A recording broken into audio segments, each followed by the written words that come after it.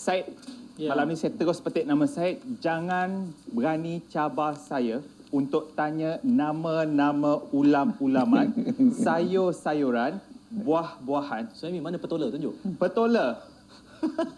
Dah tersebut, ini petola. Nasib baik. Nasib okey, baik. Syed. Janganlah. Tahu apa ni? Mana tu? Saya tak nampak. Saya hantar dekat. Kalau tak nampak juga, saya tahu kita mau cakap rahsia terus malam ni. Okey, ni saya tak tahu. Ni saya tak tahu. Ni saya tak tahu. Saya tahu makan. Kena tanya. Kena Saya tahu tanya. makan. Okey, ini sebenarnya Syed, ini orang kampung saya panggil Okey. Ini pucuk ubi gadut. Pandai. Betul Datuk Seri. Tapi tak ci Datuk Seri. Dia dah Kenapa? tanya dulu sebelum Tak. siaran. Dia memang pandai. Saya- Saya tahu Saya dia malam memang ni pandai. sumpah ni saya. Saya tahu dia pandai. Kalau malam ni kita ada nasi putih Sebab dekat luar. dia pergi pasar, Ya. mak dia suruh pergi pasar pagi-pagi. Daripada Saya dulu. orang kampung saya. Kampung saya kampung Teluk Buluh Minyak Beku Batu Pahat Johor. Sebelum saya sampai tadi, Suhaimi dah bincang apa dengan Datuk Seri? Tak ada.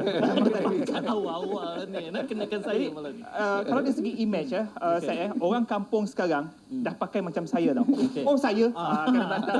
Macam saya. Kampung sungguh Betul-betul Suhaimi. kampung ni ada latar. Tapi saya jadi malam ni gaya orang kampung sekarang dah macam di kat kampung saya. Janganlah Mi. Nampak macam orang kampung tapi menteri yang datang. Jadi saya kena buka hari ni saya. Kita sama-sama jadi orang kampung. Kita tengok poster Mi, kita tengok poster. Okey, saya cukup tertarik dengan pendekatan. Ketika beliau, ketika Datuk Seri berada di Kementerian Komunikasi, Okey. lagaknya lain. Tiba-tiba, lebih 100 hari lepas saya berada di Kementerian Pertanian dan Industri Asas Tani, Okey. lagaknya juga lain. Ya. Turun ke bendang dan kali ini kalau kita dapat Twitternya sendiri nampak berbasikal. Basikal apa ni Syed? Basikal tua. Basikal Tak tua, ada dah, kampung basikal saya pun tak Jaguar ada. ada palang. Dulu belajar naik basikal, masuk celah tu saya. Ini dia. Jadi transformasi juga. Ya. Daripada satu kementerian yang penuh glamour kita kata, tiba-tiba satu Okey. ke kementerian yang penuh dengan selot, penuh dengan peluh pelbagai lagi.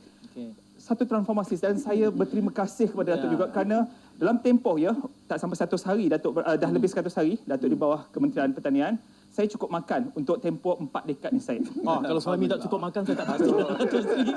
Tak, itu bukan perbandingan yang adil. Kita bersama Yang Berhormat Datuk Seri Ahmad Syabri Cik, Menteri Pertanian dan Industri Asas Tani pada malam ini.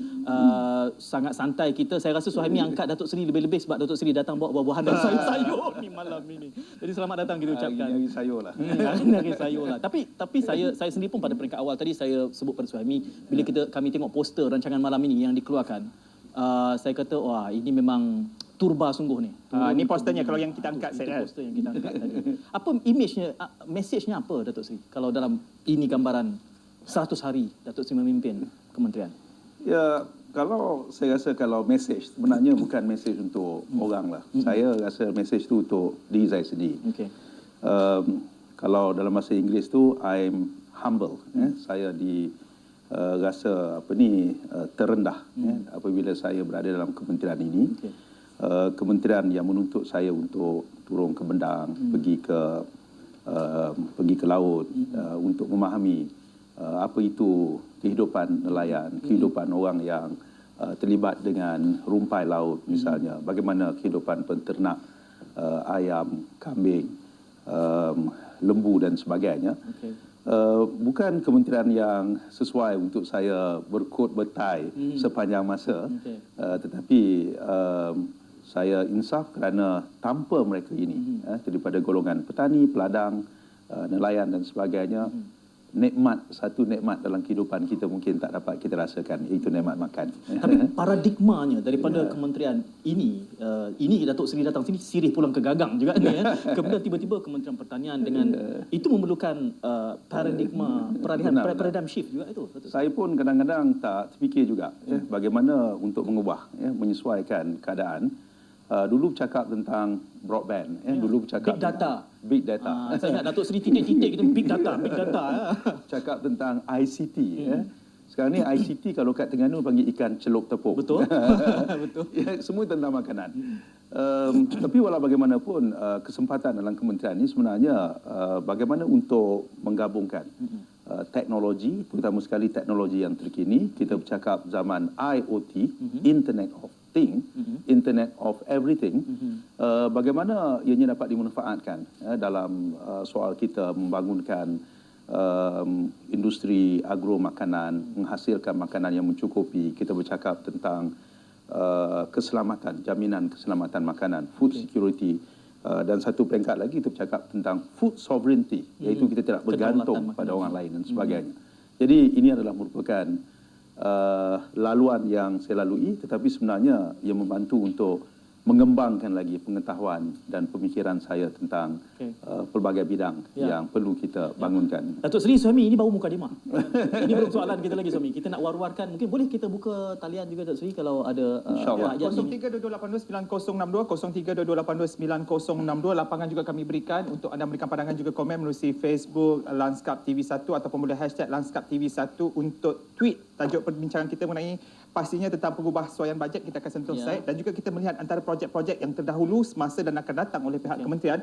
Dan kalau dulu pihak kementerian di bawah Datuk Seri Ismail Sabri dengan orang tengahnya, kita yakin di bawah kepimpinan Datuk juga akan memberikan fokus-fokus tertentu. Sementara dalam bajet yang lalu kita memberikan fokus pada MyBeras. Jadi perkara ini menarik juga untuk kita nyatakan, kita bincangkan. Sebelum kita terjun langsung kepada itu, apabila Suhaimi timbulkan ini dahulu soal memerangi orang tengah, Datuk Seri, ramai kritik yang akan menyatakan bahawa sekali aibah, sekali pantai berubah. Tukar menteri, tukarlah dasarnya. Hilang isu orang tengah. Datuk Seri bawakan sesuatu yang lain pula nanti. Apa yang legacy yang diteruskan? Apa yang rebranding? Saya tak fikir apa ni perlu ubah dasar. Apa yang dibawa oleh menteri sebelum saya adalah sangat penting. Sangat besar maknanya, dan tidak ada sebab untuk kita menghentikannya.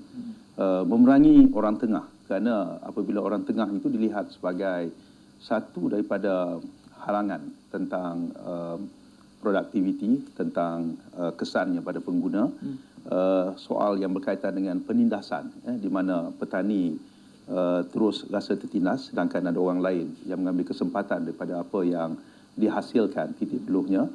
Ianya perlu berikan kredit untuk diteruskan, dan tak pernah saya kata ianya perlu dihentikan dan sebagainya. Tapi sudah tentu bagi keadaan juga menuntut kita untuk melihat perspektif yang lain selain pada penerusan daripada apa yang telah dibuat.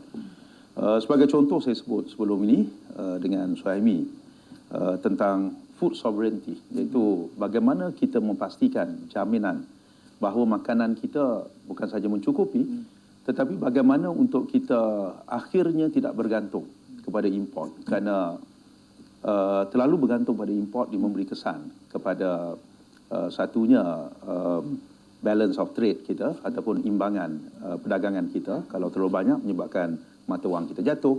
Kalau mata wang kita jatuh menyebabkan harga barang pun akan naik.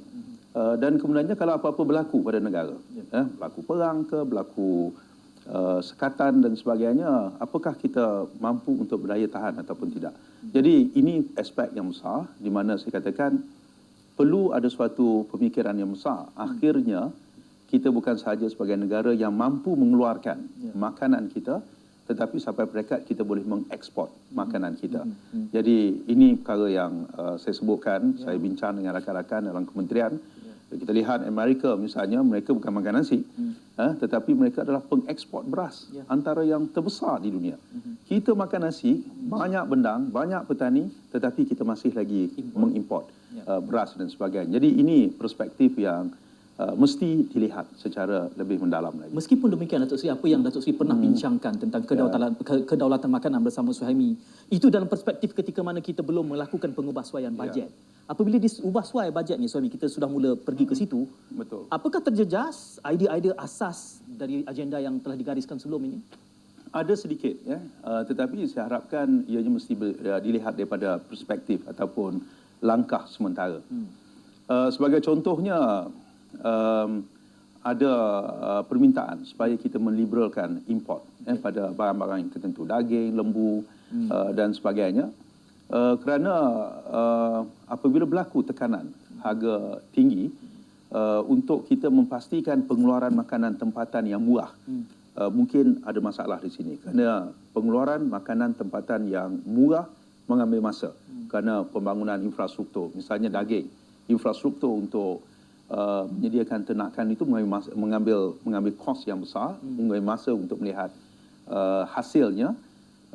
Jadi kalau kita kata untuk buat sementara waktu kita meliberalkan, kerana ada punca-punca daripada negara-negara yang tertentu, dagingnya lebih murah, ya, sayuran misalnya lebih murah.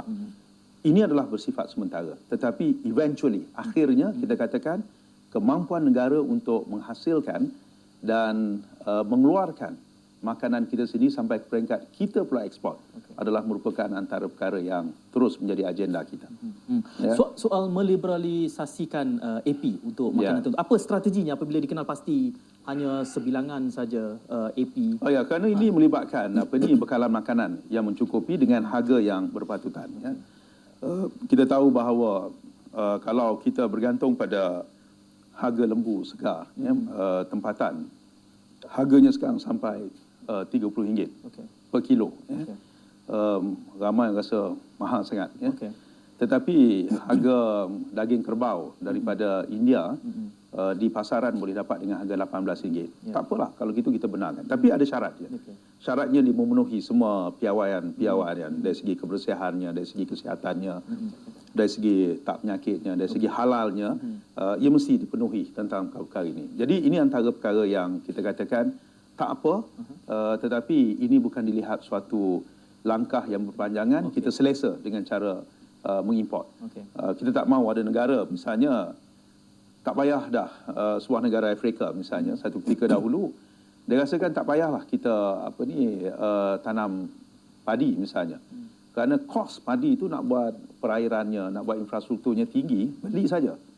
Tetapi ada berlaku waktu tertentu akhirnya dia tidak ada keupayaan langsung untuk menyediakan makanan untuk negara dan rakyatnya. Dan ini juga memberi kesan yang besar pada negara. Oleh kerana Datuk Seri menyebut soal liberalisasi AP ini satu yang berjangka pendek, bertempoh. Apa petunjuknya? Variable apa yang Datuk Seri akan lihat sebelum review? Adakah kedudukan ringgit, petrol semua perkara kita akan lihat. Ya. Kerana kalau kita lihat pasaran ataupun ekonomi makanan dunia ada kaitannya dengan 2-3 perkara. Ya. Misalnya beras, kita katakan satu ketika dahulu kita pernah diancam dengan krisis makanan dunia tahun 2008, kalau tak silap saya. Waktu tu harga beras dunia naik sehingga daripada 333 lebih kurang per metrik tan melambung sampai $1,000. $1,000, bukan ringgit, dolar, saya bercakap dolar. $1,000 per metrik tan. Pada waktu itu ada berlaku panic buying di Filipina. Dia ada berlaku bencana pada waktu itu, dia pergi beli. Dan pada masa yang sama, tekanan oleh kerana pada waktu tersebut harga minyak dunia naik, kos untuk menghasilkan makanan juga tinggi. Kerana baja banyakkan menggunakan bahan-bahan yang berasaskan petroleum. Kemudiannya ada negara pula yang dia tanam jagung, tapi jagungnya bukan untuk makanan. Jagung itu ditukar menjadi biofuel, menjadi bahan api pada waktu tersebut. Jadi berlakunya kekurangan makanan dunia menyebabkan harga tinggi dan ada negara membuat keputusan untuk menyekat ekspor. Thailand, Vietnam, Cambodia pada waktu tersebut. Kita berlaku panik sedikit. Pada waktu itu berlaku panic buying seluruh negara. Jadi kita ada dasar-dasar yang kita buat pada waktu tersebut, termasuk stockpile kita, kita memberikan tekanan-tekanan yang tertentu pada waktu tersebut. Sekarang kita kena sesuaikan. Harga makanan dunia sudah sepatutnya jatuh. Harga beras dunia sepatutnya jatuh sekarang ini.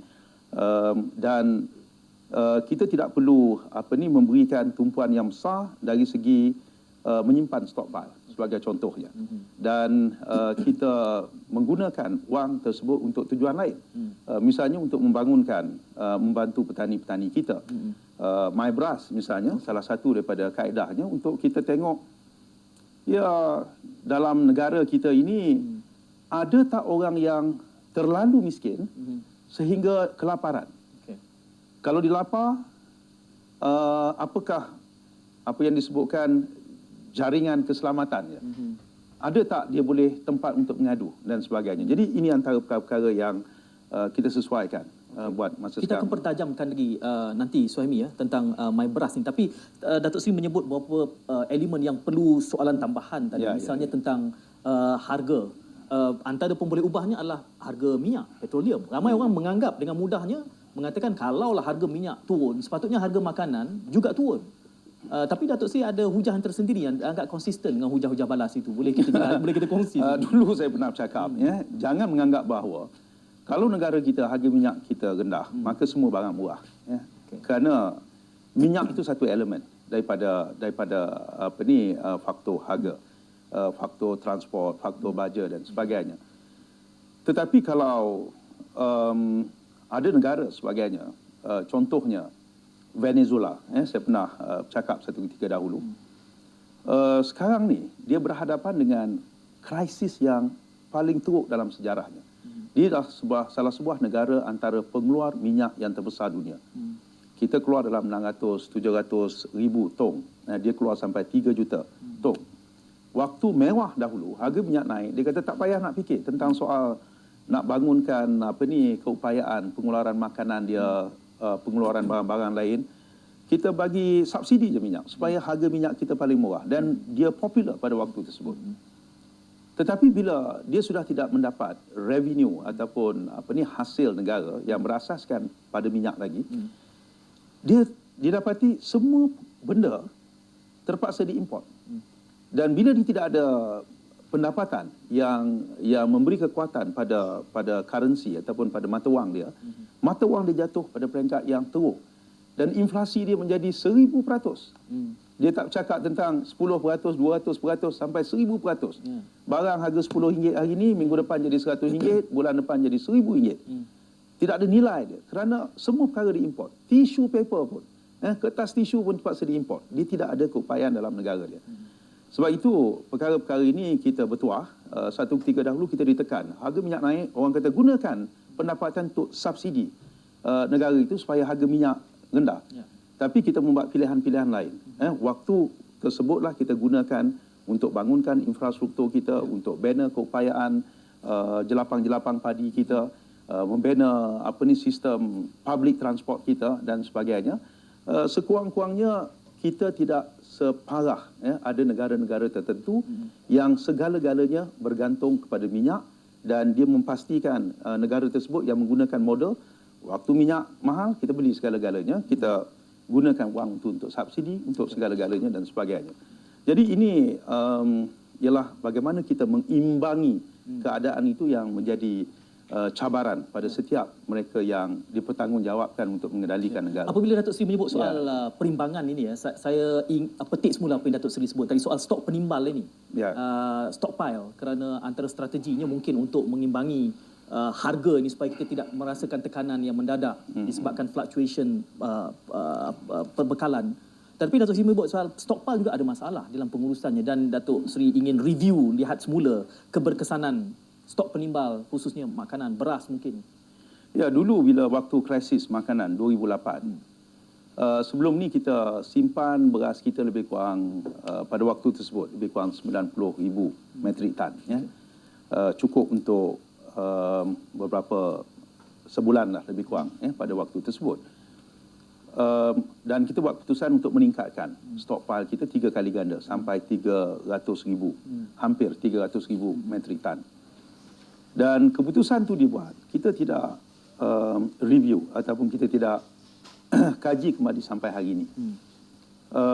Membeli beras, simpanan itu ada kosnya. Dan penyelenggaraan juga ada kosnya. Dan saya rasakan pada waktu sekarang ni, tidak semestinya keputusan yang dibuat tahun 2008 sesuai. Jadi saya ada berbincang dan ingin mencadangkan supaya perkara ini diuruskan kembali. Misalnya kita simpan separuh saja. Yang lebih itu kita gunakan, sama ada kita jual ataupun kita gunakan untuk tujuan-tujuan yang lain. Tetapi saya katakan jangan kita buat keputusan hari ini dan kita tidak review. Kena ada suatu penelitian setiap 3 bulan, setiap berapa bulan dan sebagainya untuk lihat apakah perkembangan baru dunia. Misalnya ada berlaku bencana besar, ada berlaku kenaikan semula harga minyak yang tinggi misalnya. Ada berlaku keadaan di mana harga makanan kembali naik dan kita akan kembali kepada penyimpanan yang besar. Jadi ini antara perkara yang kita rasakan perlu dilihat, kerana negara-negara lain pun kalau ada berlaku krisis misalnya, dia bertindak pada waktu tersebut dan selepas 6 bulan, 7 bulan mereka akan kembali kepada keadaan normal.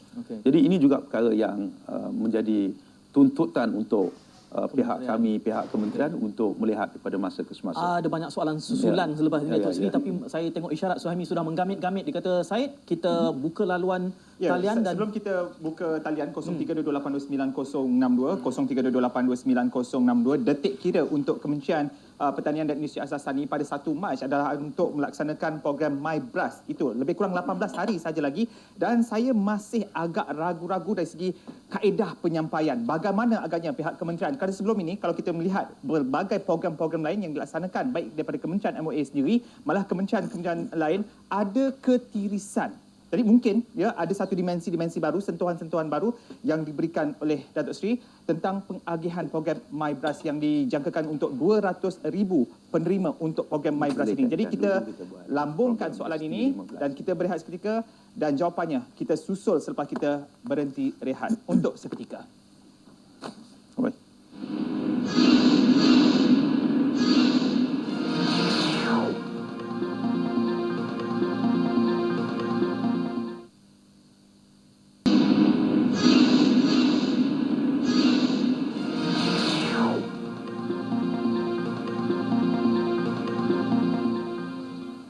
Baik, dalam bajet menjahterakan rakyat, kemudian itu dalam bajet 2016, bajet untuk rakyat, pengubahsuaian bajet ada dinyatakan tentang program MyBRAS.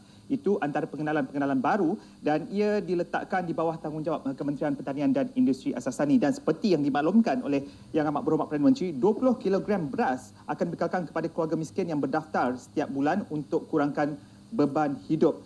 Ya, tinggal 18 hari untuk pelaksanaan MyBRAS, Datuk Seri. Bermula 1 hari bulan Mac. Saya masih ragu tentang kaedah. Saya bimbang wujud ketirisan berdasarkan kes-kes terdahulu juga. Bagaimana kaedah yang akan digunakan pakai oleh MOA?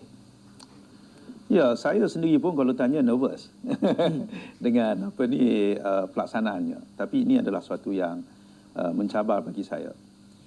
Satu perkara yang penting saya ingatkan kawan-kawan saya di kementerian dan juga kawan-kawan saya di kabinet juga, kita katakan bahawa tolong jangan lihat perkara ini sebagai suatu perkara yang dilihat sebagai agenda politik untuk memberi beras, untuk diwar-warkan banyak gambar-gambar orang beratur beri beras apa sebagainya. Kerana bagi saya memberi makan pada orang yang termiskin itu adalah merupakan tanggungjawab kita. Di mana kita rasakan bahawa sekiranya ada orang yang benar-benar miskin, tak boleh kita benarkan dia lapar kerana kemiskinannya dan tak mampu untuk beli beras. Tapi sudah tentu orang kata siapa yang miskin, dan ini selalu yang menjadi persoalan yang ditimbulkan sejak dulu lagi. Saya ingat tahun 2008 dahulu pada waktu harga beras dunia naik, ada program dinamakan subur. Subur, iaitu subsidi beras rakyat, di mana diminta siapa yang miskin dan nakkan beras percuma pada waktu itu daftar. Semua orang daftar. Pada peringkat awal dijangkakan lebih kurang mungkin 100,000 lebih, meningkat sampai berjuta orang. Kerana ada juga sifatnya apabila benda free, siapa-siapa saja boleh mendaftar. Siapa-siapa saja boleh dapat. Dan menjadi kesukaran pada waktu tersebut untuk menolak. Kerana dia kata dia dapat, saya pun nak dapat juga. Apa bezanya dia dengan saya? Alah, pendapatan saya cuma berapa ratus ringgit lebih pada dia, saya nak juga. Saya difahamkan pada waktu tersebut yang datang daftar termasuk orang yang berkereta, kereta besar dan sebagainya, benda free. Jadi perkara ini tidak bermakna akhirnya program tersebut dibatalkan. Dan diganti dengan program beras ST15 yang disubsidikan, yang kemudiannya menjadi kontroversi yang lain pula selepas itu. Jadi dalam soal ini bagi saya yang pentingnya saya minta keikhlasan daripada semua pihak, pihak kementerian, pihak kerajaan, pihak rakyat, untuk melihat program ini ialah program yang bersifat betul-betul mencerminkan passion kita dalam membantu sekiranya ada orang yang benar-benar miskin. Di kalangan kita sudah melihat misalnya ada suatu mekanisme untuk membuat bancian yang sudah pun ada di bawah program, di bawah ICU, Jabatan Perdana Menteri, yang mempunyai kaedah-kaedah yang tersendiri. Mereka membuat penyelidikan, mereka tanya orang, mereka pergi ke kampung dan sebagainya. Kalau orang tu orang yang termiskin, miskin tegar. Kenapa dia miskin tegar? Berapa pendapatannya? Ada tak kalau dia miskin tegar tapi dia punya kereta? Kenapa? Misalnya. Jadi ini antara perkara-perkara yang sentiasa update, dikemaskinikan, dan kita berdasarkan kepada senarai yang diperolehi. Golongan ini sebenarnya tidaklah terlalu besar, tidak perlu terlalu ramai. Yang pentingnya sepatutnya reward yang selalu saya katakan, bukannya untuk kita beritahu pada kawan-kawan berapa banyak orang yang kita beri. Kerana berapa banyak orang beri, kalau terlalu banyak orang yang menerima itu, ia mencerminkan kegagalan kita untuk membasmikan kemiskinan selama ini. Tetapi dalam masa yang sama, kita kena pastikan juga bahawa tidak ada satu kes pun dalam negara kita orang yang pergi-pergi ke rumahnya terlantar kerana jatuhnya harga getah yang teruk, dia tak boleh nak beli beras.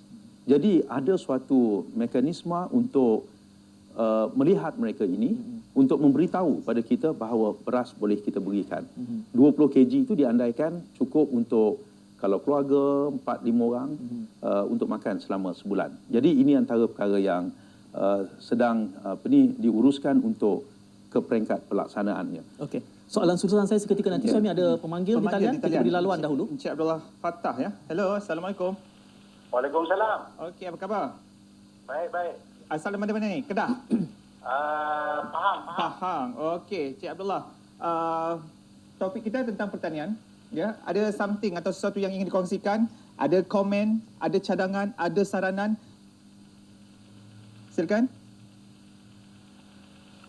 Pertama nak ucap tahniah kepada YB Menteri. Cuma nak berikan cadangan. Ini dalam usaha untuk mengedarkan My Beras tu. Okey. Jadi dicadangkan supaya kerajaan telah menubuhkan koperasi bela rakyat di seluruh Malaysia. Kita ada 320 lebih buah koperasi ini. Saya cadangkan supaya gunakan koperasi bela rakyat ini sebagai medium untuk mengedarkan My Beras ni. Kerana ahli-ahli koperasi ini terdiri daripada mereka yang berdaftar dengan IKASID.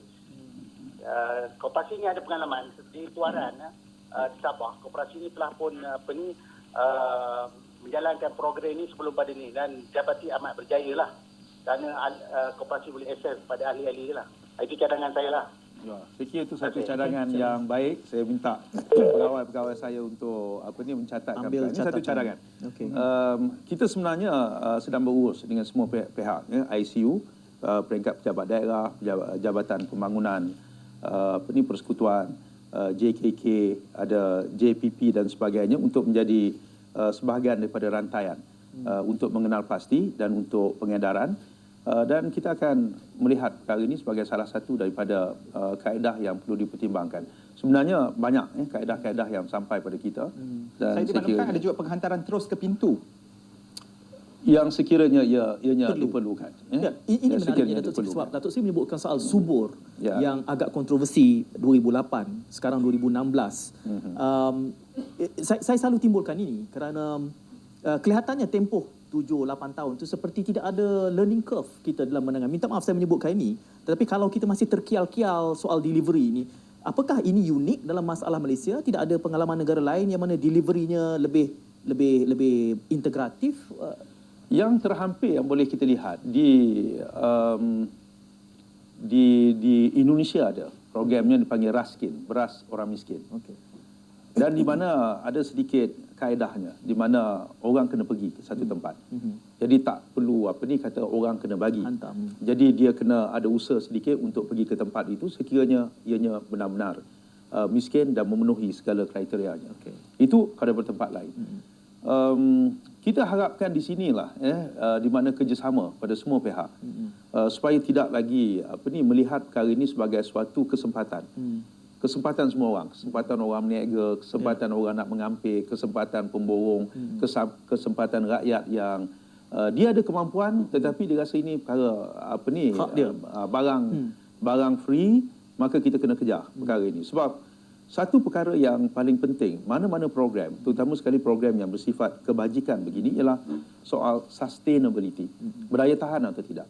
kalau kosnya terlalu besar dan ianya tidak ada kemampuan bagi pelaksanaannya, ianya akan terencat dalam masa yang terdekat. Okey, bila mana Datuk Seri menyebut tentang kesempatan, ya, kita melihat pemberian BRIM bukan satu kesempatan, tapi dalam hal untuk MyBras ni ada juga selain daripada penghantaran dari segi pusat pengumpulan dan orang datang ambil beras, ada penghantaran ke pintu rumah dan juga ada pemberian wang RM50 lagi yang diberikan. Atas tujuan apa semuanya diberikan, Datuk Seri? Kembali pada asalnya, misalnya saya tengok, saya daripada Terengganu, Kemaman, contohnya. Kalau nak lihat rakyat miskin Tegar di Kemaman, dalam catatan e-Kasih, cuma seorang. Seluruh Terengganu tu? Di Kemaman. Saya kata di tempat saya. Okey.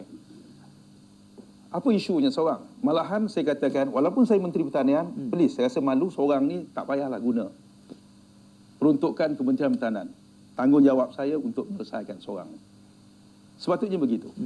Tapi kita tahu ada tempat-tempat yang tertentu di Sabah dan Sarawak. Mereka duduk di pendalaman. Kalau nak suruh dia orang pergi, susah. Kalau kita katakan nak hantar beras pada dia orang, mungkin di sana ada kedai-kedai runcit yang meniaga di beras dia. Takkan dia orang hilang perniagaannya. Lebih baik kita bagi duit. Di tempat yang betul-betul pendalaman. Itulah perniagaan kedai runcit yang ada. Jadi ini perkara-perkara yang perlu kita sesuaikan dengan tempat-tempat yang tertentu.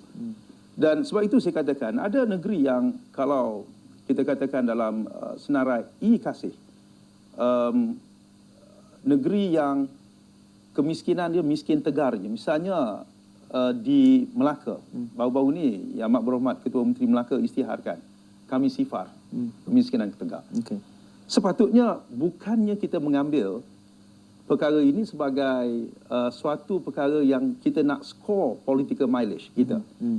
Untuk kita dapatkan keuntungan politik di mana Ketua Menteri berkata sekarang ini kita beri beras ni secara ramai-ramai. Tetapi sepatutnya kita berbangga dengan negeri Melaka kerana dia telah mengisytiharkan bahawa dia sudah tidak ada. Ada dalam senarainya lebih kurang 20 orang, which is very nominal, negligent, very terlalu kecil, terlalu negligible.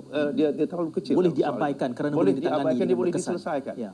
Jadi kita berbangga ada negeri-negeri yang begini. Sebab itu kita katakan jangan terlalu runsing tentang soal bagaimana nak pergi, bagaimana nak ramai. Kalau kita berdasarkan pada senarai, tetapi kita katakan tiba-tiba ada lagi kes-kes yang tak tersenarai. Kerana kaedah untuk menyenaraikannya ni bukanlah satu perkara yang dia buat sekali, kemudiannya ditinggalkan, kita gunakan senarai lama. Saya difahamkan ianya berkali-kali di peringkat jabat daerah berunding dengan JKK kampung untuk kenal pasti siapa orang ni, kenapa dia jadi miskin, berapa pendapatannya, berapa anak dia. Ini dibuat daripada masa ke semasa. Jadi ini juga perkara yang kita rasakan bahawa perlu dilihat dan beri kesempatan untuk pelaksanaannya, dan kita akan lihat bagaimana ianya perlu dikembangkan atau tidak dan menyelesaikan kemungkinan ada isu-isu yang tertimbul dalam pelaksanaan tersebut. Okay. Ada pemanggil Encik Melaka Sulaiman dari Melaka. Hello, Assalamualaikum Encik Sulaiman. Tadi ni. Hello Encik Sulaiman. Hello. Cik Sulaiman lama menanti. Halo. Ya, Ya, Assalamualaikum. Waalaikumsalam. Halo, Assalamualaikum. Ya, ya. Saya nak bercakap dengan Datuk Seri. Datuk Sri. Ya, silakan. Saya mengucapkan terima kasihlah kepada kerajaan pusat kerana memberi kenaikan subsidi banyak 300 sekarang satu petas. Jadi saya nak minta penerangan sikit tentang tanaman padi 2 tahun 5 kali. Perlu ke subsidi yang kelima tu perlu dapat atau tidak? Itu saja sabda saya. Okey, Cik Sulaiman. Dengar jawapannya di TV ya. Okey, Cik Sulaiman. Okey. Terima kasih Cik Sulaiman. 2 tahun 5 kali. Kali yang kelima. Itu sekarang ni dah naik dah. Dikatakan subsidi harga padi. Ini nak cerita pasal padi lah pula ni. Okey, boleh. Subsidi harga padi dulu RM248.10 per metrik tan. Dia hasilkan ada kerajaan tambah. Saya pun tak tahu macam mana tinggal RM248.10 sen. Ada 10 sen. Ada. Tapi sekarang dah dinaikkan kepada RM300. Tapi ada isu yang berkaitan dengan tersebut kerana pemutuan ataupun potongan mana padi yang tak jadi, padi angin, hampas, hampa dan sebagainya. Dikatakan pemotongan kali ini lebih tinggi lagi. Akhirnya harapan untuk mendapat pendapatan tambahan daripada RM300 itu tak semuanya dapat. Ada yang bertambah tetapi tak semuanya dapat. Okey. Jadi isunya apakah kita nak berganjak tentang soal pemutuan ataupun potongan. Ya. Dulu maksimumnya lebih kurang 20% saja. Tapi sekarang ni dah ada 22%, 23%. Ya. Setiap 1% potongan, dia mungkin akan hilang pendapatan lebih kurang RM12 per tan. Begitu. Jadi kalau potong sampai 3-4%, dia akan hilang lagi pendapatannya. Sebab itu pada dalam penyesuaian bajet baru ni, saya berpendapat bahawa jangan berganjak tentang dasar pemutuan. Kerana saya tahu ada yang tidak senang tentang perkara ini, tetapi adalah tanggungjawab kita bersama, saya katakan. Tanggungjawab bersama dan tanggungjawab kilang-kilang, tanggungjawab bernas dan sebagainya untuk memastikan bahawa kualiti padi yang dihasilkan oleh rakyat kita bertambah baik. Bertambah baik. Ya? Dan ini melibatkan banyak perkara. Kerana kenapa tak baik, ada banyak faktor. Kadang-kadang kita tak boleh lari. Jerbu panjang baru ni, 3 bulan, matahari tak cukup, boleh menjejaskan. Tapi ada faktor lain. Misalnya, bajernya tidak mengikut jadual. Ataupun bajer yang berlebihan. Dia macam makan jugalah. Kalau dia bajer pada waktu yang tak sepatutnya dibajer, bajer itu akan akhir. Ada kes-kes yang tertentu, di mana dia beri bajer tapi dia tidak bajer, dijual bajer tersebut. Ataupun tidak mengikut disiplin, waktu pengairan, waktu mula menyemai, waktu mula menanam dan sebagainya. Ia memberi kesan kepada hasil. Jadi kalau kita harapkan dengan pemutuan sebenar ataupun potongan mengikut hasil sebenar, ia akan menghasilkan jumlah padi yang lebih baik lagi, hasil yang lebih baik lagi. Tetapi oleh kerana tahun ini permulaan pelaksanaan ini ada sebarang ada rasa dia tidak dapat apa yang dipatuhi. Sebab itu dalam bajet baru ni kita putuskan untuk tambah lagi kita katakan insentif kepada input pertanian. Dulu harga padi 1,200, kita tambah lagi RM50 setiap metrik tan yang dihasilkan. Kerana mungkin dulu harganya diambil sekitar RM900. Tapi naik 1,200, ada orang masa itulah dinaikkan kos harvester dia, naikkan kos memajak dia, dia naikkan kos kenderaan dan sebagainya, mengambil kesempatan, dikatakan petani sekarang dah dapat duit lebih. Jadi sekarang kita tambah lagi RM50. Harapan dia inginnya akan menyeimbangi. Saya tak kata dia menambah pendapatan, tetapi sekurang-kurangnya mengimbangi tentang kesan daripada pemutuan sebenar. Sebab kita tak mahu apa pun dasar kita buat, petani menderita, petani berkurangan dan sebagainya. Jadi itu juga saya sebutkan tadi, baru ni dia timbul tentang soal nak tanam 5 kali 2 tahun. Ini masih lagi dalam peringkat kajian. Ada negara boleh buat. Saya berbincang dengan Mahdi, apakah kita perlu pergi kepada program tersebut. Ada pro and con, ada yang berpendapat bahawa dengan tanah kita, dengan sistem yang kita ada, belum lagi ke peringkat kita pergi kepada satu program secara besar-besaran untuk 5 kali 2 tahun.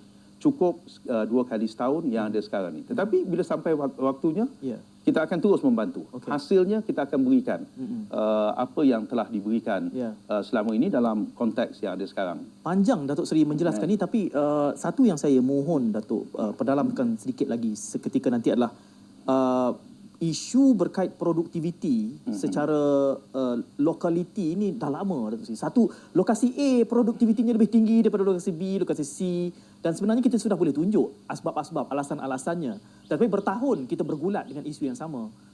Di bawah Datuk Seri nanti apa solusinya kalau boleh kita padamlah supaya produktiviti ini tidak terlalu besar jurangnya antara lokasi A, lokasi B, C.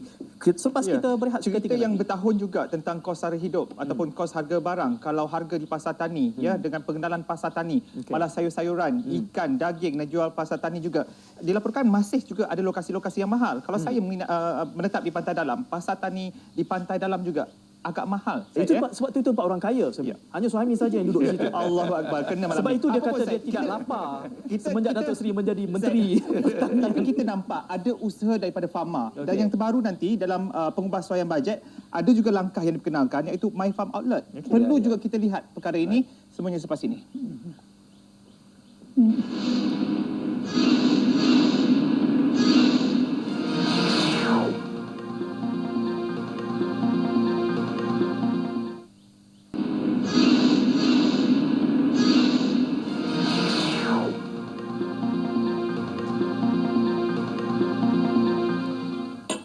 Baik, sebenarnya seronok kalau kita boleh buat seminggu sekali, paling tidak pun sebulan sekali dengan MOA ni, Syed. Ada sayur, ada buah-buahan, nanti minggu depannya Kita ada bawa ikan lah. Kita bawa ikan. bawa ikan habis. Itu tak boleh, itu bau. Lebih kami tak bagi bawa masuk ikan tu. Yalah, itulah. Lalat masuk dalam studio. Kalau Ya, tapi kalau inilah. dulu saya bagi. Tapi inilah inisiatif yang diambil oleh pihak MOA. Syed, ya. Kalau kita tengok ada nikmatnya, ada pasarnya, pasar tani, ada nafasnya, dengan Jabatan Veterinar. Ini semua membantu bagi golongan petani, peternak dan nelayan.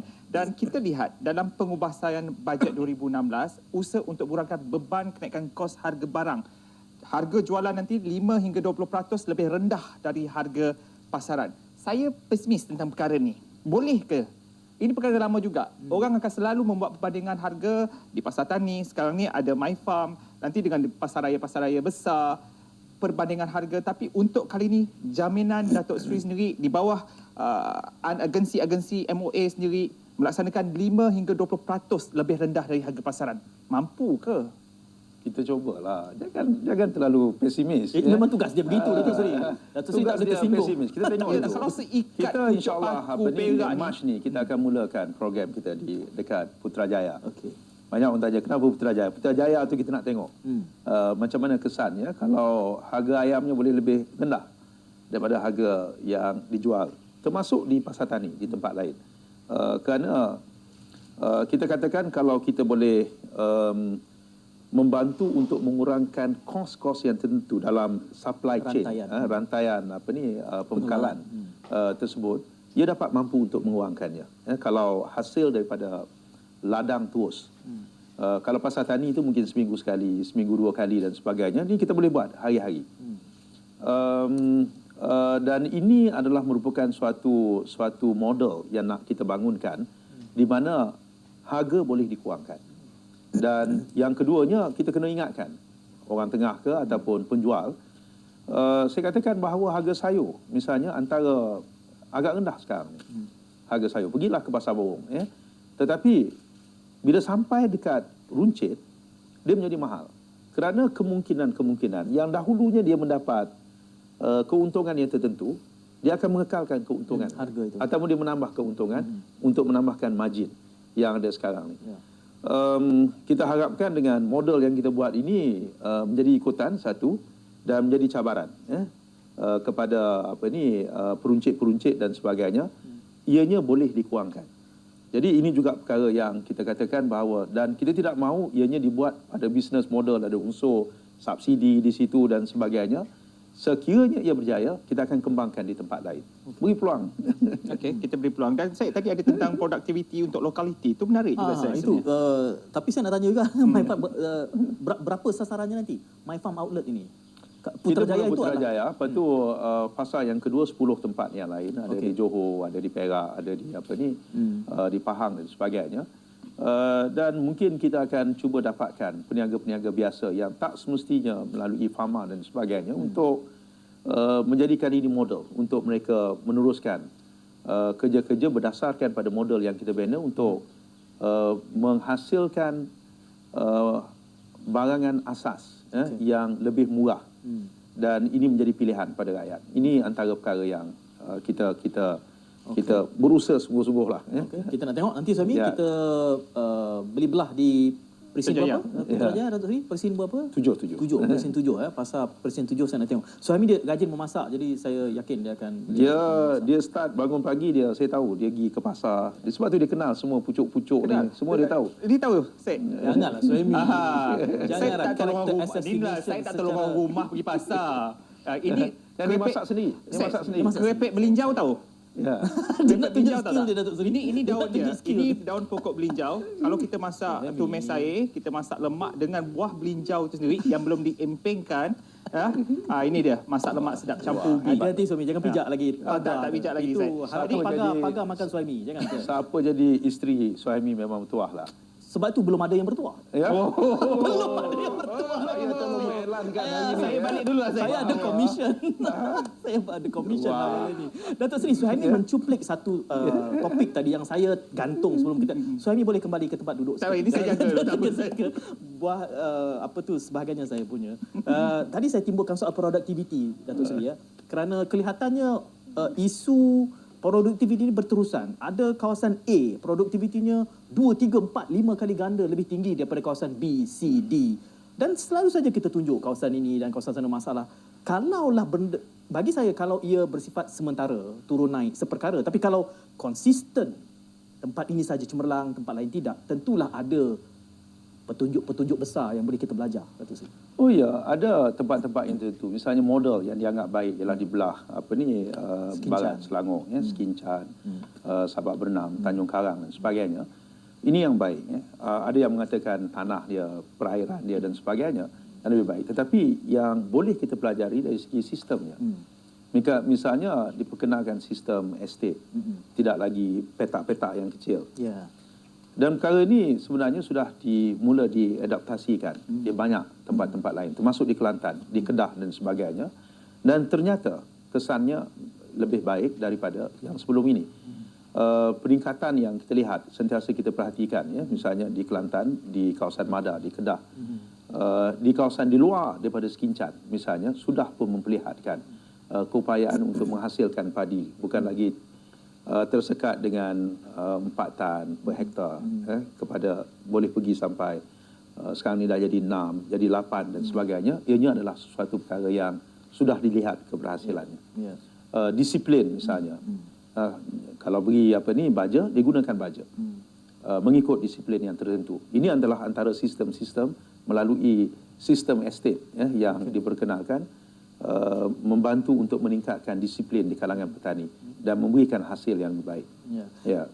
Saya teringat lagi slogan apa Suhaimi? Pertanian adalah suatu perniagaan. Yep. Dan itu mengaitkan kita pada agrobakti ni, Datuk Seri, membantu keusahawanan mungkin dalam hal sebegini untuk petani-petani kita membina kapasiti dia, agrobakti. Oh, ini satu lagi produk di bawah Agrobank. Nak membantu, selalunya kadang-kadang orang kait bank ni suatu institusi kapitalis, dia hanya bantu untuk perniagaan yang boleh memberikan pulangan. Tapi satu aspek yang saya rasakan dilihat membantu untuk meningkatkan keupayaan bank membantu golongan-golongan yang dianggap terpinggir. Misalnya di golongan OKU, ada suatu window ataupun suatu tingkap khas, jendela khas disediakan untuk orang-orang yang kurang upaya, misalnya peruntukan sebanyak 5 juta ringgit telah dikeluarkan di peringkat awal untuk memberikan siapa yang nak berniaga di kalangan OKU boleh pergi ke sana, dapat pinjaman antara 3,000 hingga 50,000 ringgit dengan kadar faedah yang dianggap agak musabah di sini dan berkemampuan. Okey. Setakat ini sudah ramai yang bertanya tentang perkara ini dan berapa orang sudah dimulakan, diluluskan. Ya. Suhaimi nak tukar profession sampai 50,000 ni. Sambil berkira-kira ni untuk menukar ni, Syed. Tapi saya belum kata. Saya cadangkan untuk buat emping tadi, yang disebutkan. Ya. Datuk Seri jangan cabar Seri, nanti esok dekat Facebook dia akan post emping yang dia buat. saya komentar sikit dengan Suhaimi ni, dia buat bersungguh-sungguh walaupun dia suka mengusik. Datuk Seri, satu perkara dalam minit-minit yang berbaki Datuk Seri, kita bermula dengan agenda-agenda besar. Banyak yang Datuk Seri sudah sebut soal kedaulatan makanan, keselamatan makanan. Tetapi saya bermula dengan kritik awal saya tadi soal sekali air bah, sekali pantai berubah. Apakah tidak boleh kita ada satu dasar yang kita pegang tadi soal stockpile tak stockpilenya supaya nanti besok 800 mengapa nampaknya kita tak berubah, tak berubah. Okey. Apabila dasar yang besar, saya ingat dahulu apabila kita dah tukar nama kementerian itu dasar. Dulu Kementerian Pertanian.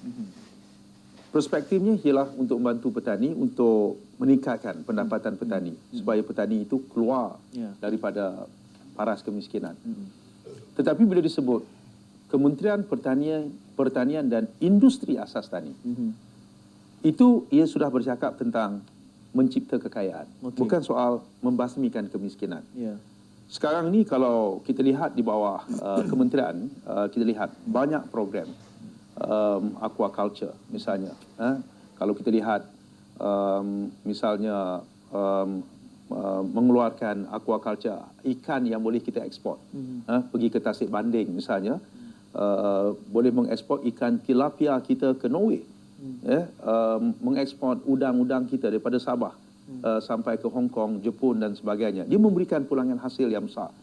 Jadi ini aspek industri ini sebenarnya sudah banyak berlaku.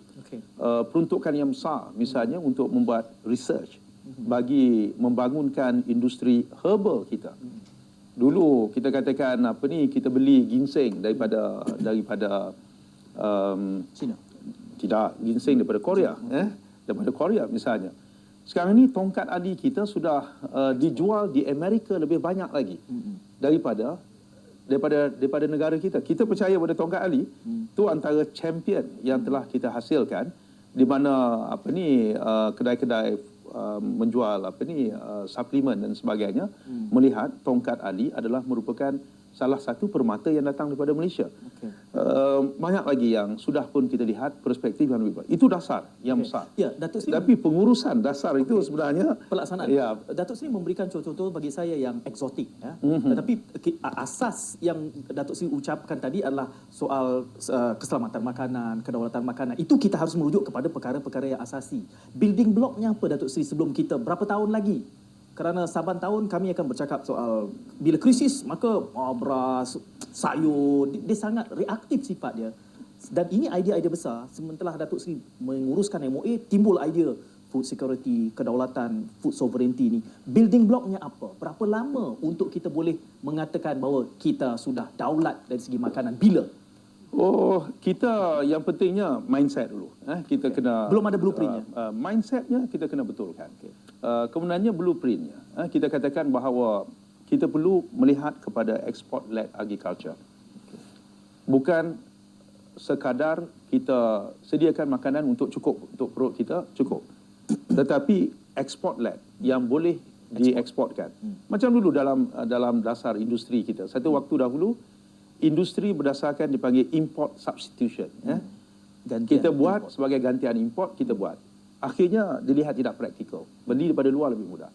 Sehingga kan kita kemudiannya pergi kepada export-led industri yang boleh kita ekspor banyak barang-barang. Kita punya barang elektronik, kita punya banyak yang sekarang ni orang sudah manufacturing kita dan sebagainya yang sudah pergi ke mana-mana.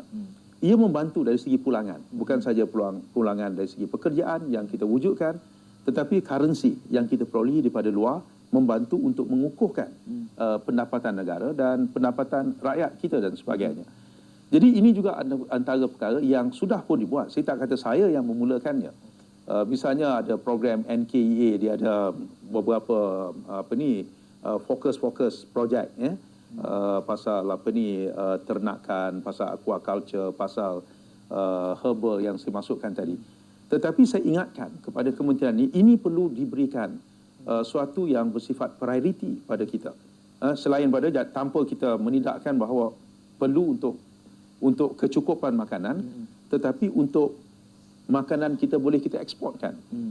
Sarang burung bukan saja kita bercakap okey sarang burung untuk kita, tetapi kita kena eksport. Bila nak eksport, mana negara yang nak pakai sarang burung? Apa masalahnya sehingga kita tidak boleh ada masalah untuk masuk dalam negara? Kita selesaikan perkara ini. Kita bercakap tentang rumpai laut misalnya, rumpai laut kita antara yang terbaik. Dia mempunyai nilai-nilai makanan yang tinggi, salah satu superfood. Tapi kenapa kita tidak boleh ekspor secara besar-besaran? Apa problemnya di sini? Jadi ini antara perkara-perkara yang menjadi fokus yang selama ini sudah pun dibuat. Durian misalnya, dulu kita berhadapan lambakan durian, satu ketika dahulu. Sekarang ni Musang King dijual saya tak tahu berapa ratus ringgit per kilogram di negara China dan sebagainya. Menjadi suatu perkara yang menjadi tarikan. Nama Malaysia sudah dilihat. Datuk Seri berkembang. perlu datang semula, kita nak fokus pada industri asas tani saja dulu. Industri saja. Itu semua ada banyak soalan-soalan susulan tu saya minat. Ya, ini kita tinggalkan dulu Syed dan Kita tinggalkan di sini. kita tinggalkan di sini. Terima kasih Datuk Seri. Jangan buat balik tapi buat masak di RTM ni. Masak ramai-ramai. Tanya Datuk Bakar. Kita kena jamu. Tidak Datuk ada. Baik, terima kasih banyak Datuk Seri dan bagi kru